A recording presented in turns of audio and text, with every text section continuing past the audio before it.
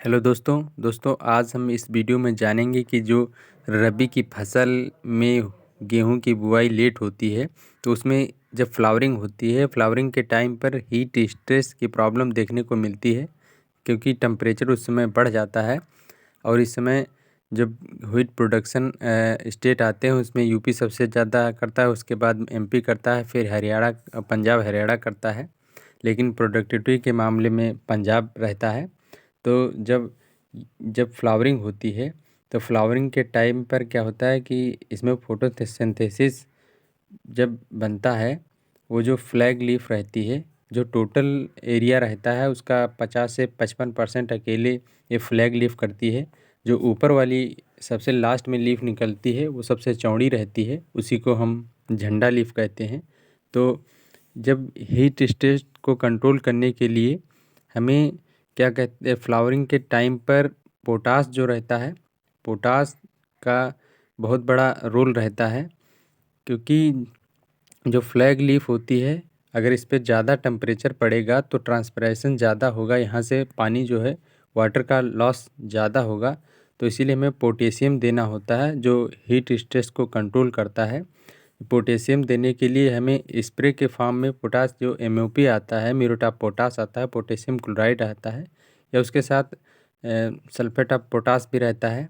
उसमें क्या रहता है कि 1 लीटर में 2 से 3 ग्राम पर लीटर हम घोल के स्प्रे कर सकते हैं, या 100 लीटर में 200 से 300 ग्राम अगर आप म्यूरेट ऑफ पोटास डाल के जितना भी आप वाटर में कर सकें उतने में हम 2-3 स्प्रे करेंगे।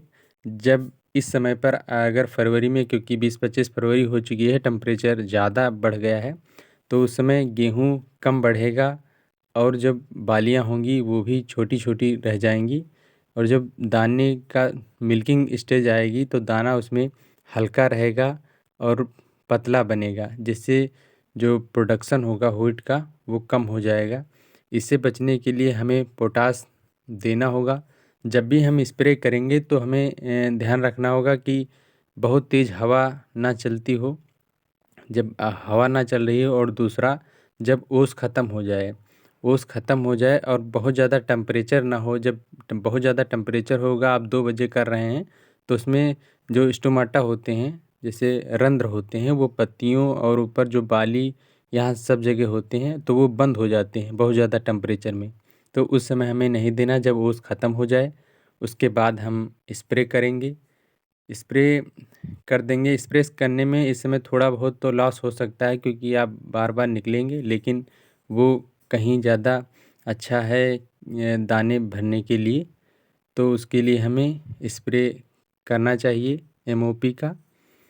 अगर आप व्हीट का प्रोडक्शन बढ़ाना चाह रहे हैं तो इसके लिए ये करना ही पड़ेगा। अगर आप ये नहीं कर रहे हैं तो इसके जो दुष्परिणाम होंगे वो कम उत्पादन के साथ दिखेंगे। अब ये देखेंगे कि यहाँ पर ये फसल अभी गेहूं की ये मैंने 16 नवंबर को बोई थी, जब इसमें एक साइड इसमें फ्लावरिंग हो चुकी है, बालियाँ निकल आई हैं, लेकिन अभी दूसरी साइड अभी फ्लावरिंग हुई है। तो हमें ये जो झंडा लीफ है इस समय इस पर बहुत ध्यान देना है, और इसमें नमी बहुत ज़रूरी है। अगर इसमें खेत में नमी है, अगर नहीं है तो हमें सिंचाई करने की ज़रूरत है, बहुत हल्की सिंचाई करेंगे।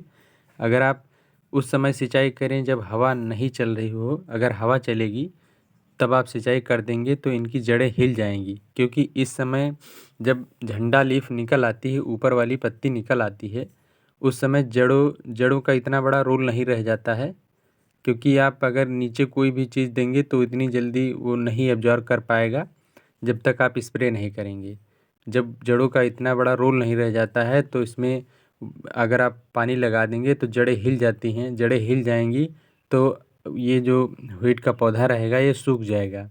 तो उस समय जितना भी जैसा भी दाना बना होगा वैसा ही वो सूख जाएगा। आप उसको हार्वेस्ट करेंगे तो देखेंगे कि हमारा उत्पादन कम हो चुका है। इसीलिए उस समय पानी हम देंगे जब हवा ना चल रही हो, या फिर हम रात को दे सकते हैं।